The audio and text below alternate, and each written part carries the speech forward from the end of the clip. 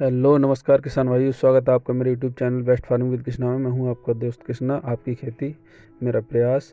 आज हम बात करेंगे कद्दू की खेती के बारे में। साथियों, ये कद्दू की खेती जो है ग्रीष्मकालीन खेती है, तो इसे करके आप भी बहुत सारा फ़ायदा कर सकते हैं। मैं तो पिछले 5-10 वर्षों से इसकी खेती करता हुआ आ रहा हूँ।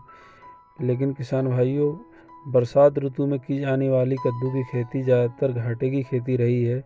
लेकिन इस समय जनवरी में यदि आप कद्दू की फसल बोते हैं तो आपके लिए ये अप्रैल के फर्स्ट वीक में फसल बिकने के लिए तैयार हो जाएगी। तो ये समय नई सब्जियां जो है बाज़ार मार्केट में आ नहीं पाती हैं ज़्यादा, इसलिए उस समय आपको अच्छे दामों में ये बिकेगी। अब बात करते हैं मिट्टी के बारे में। तो कद्दू की खेती के लिए बलुई दोमट मिट्टी सबसे उपयुक्त रहती है, जिसमें पानी जो है अधिक समय तक भरा ना रहे, जल निकासी की उचित व्यवस्था हो। हालांकि गर्मियों के मौसम में सिंचाई की ज़्यादा आवश्यकता होती है।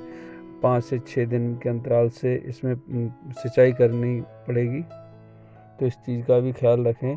लेकिन उसमें पानी जो है भर के खड़ा ना रहे। मिट्टी का जो है pH मान जो है 5 से 7 के बीच होना चाहिए। साथियों, जनवरी के मौसम में कद्दू के बीज को अंकुरित कराना बहुत ही मुश्किल होता है, क्योंकि कद्दू के बीज को अंकुरित होने के लिए कम से कम न्यूनतम 20 डिग्री टेम्परेचर चाहिए। और इस समय जनवरी के महीने में न्यूनतम टेम्परेचर 7 या 8 डिग्री रहता है, तो इस समय बहुत ही मुश्किल है। उसका एक आसान तरीका मैं बताता हूँ आपको। आप जैसे ही आप बीज लेके आएँ, इस समय बीज जो है सबसे बेहतर RK कंपनी का है, जिसका कद्दू जो है वो हरे रंग का होता है, जो 4 से 5 किलो वेट का रहता है, जिसकी मार्केट में डिमांड भी बहुत सारी रहती है। तो अब बात करते हैं उगाने के तरीके के बारे में। तो बीज लाने के बाद आप 10 से 12 घंटे पानी में भिगा रहने दें। जब उसके बाद निकाल के उसको अच्छी तरह से रूअर में और कपड़े में बंद करके, और उसको बहुत सारी रुई में बंद करके किसी ऐसे बॉक्स में बंद कर दें जिसमें हवा ना जाए, क्योंकि उसको ग्रो होने के लिए कम से कम 25 से 30 डिग्री टेम्परेचर चाहिए। और जो उसमें बंद होने के बाद उसको कम से कम 5-6 दिन रखा रहने दें। उसके बाद जब उसमें अंकुरण हो जाए, उसके बाद आपको ले जाना है नर्सरी में, उसको बीज को लगा दें जहाँ खेत तैयार किया हुआ है।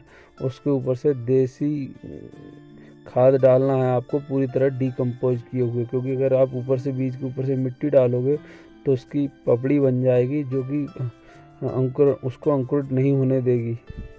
तो आपको पूरी तरह से डिकम्पोज हुआ खाद ही डालना है। इससे क्या होगा, क्योंकि वो बहुत हल्का होता है, आराम से अंकुरण हो जाएगा। बीज आराम से उसका जो है कली जो है आराम से निकल आएगी। तो आपको हल्का सा पानी लगाने के बाद उसको टाट या फट्टों से अच्छी तरह से दबा देना है, जिससे क्या होगा, जो टेम्परेचर होगा बाहर का, वो मिट्टी उसको जो है ठंडी नहीं कर पाएगा। उससे जूट के कट्टों से या टाट से अच्छी तरह से दबा। जब बीज अच्छी तरह से अंकुरित होकर मिट्टी से बाहर आने लगे, तब जो आपने बिछाया है उसके ऊपर से टाट या कट्टे जो भी आपने बिछाया है उनको हटा दें। यदि आप इस तरीके से कद्दू के बीज उगा लेते हो तो आप समय से पहले उन्हें स्टार्ट कर पाओगे और अच्छा मुनाफा कमा पाओगे। इससे रिलेटेड कोई सवाल हो तो आप कमेंट करके मुझे बता सकते हैं। मैं उम्मीद करूँगा ज़्यादा से ज़्यादा रिप्लाई दूँ। और यदि आप मेरे चैनल पे पहली बार आए हों तो प्लीज़ लाइक कीजिए, सब्सक्राइब कीजिए, साथ ही बेल आइकन भी दबा दें, जिससे मेरे नए आने वाली वीडियो का नोटिफिकेशन मिलता रहे। साथियों, कद्दू की खेती के लिए 2 निराई की आवश्यकता होती है, खरपतवार ना होने दें। और इनको जब नर्सरी से अलग करके लगाएं तो जब जगह जगह गड्ढे आप खोदेंगे, वो 1 बाई 1 मीटर का गड्ढा खोदना है। तुम 1 मीटर लंबाई में 1 मीटर चौड़ाई की दूरी पे आपको गड्ढा खोदना है। फिर उसमें आपको देसी खाद डालना है, उसके बाद लगा के और पानी लगा देना है।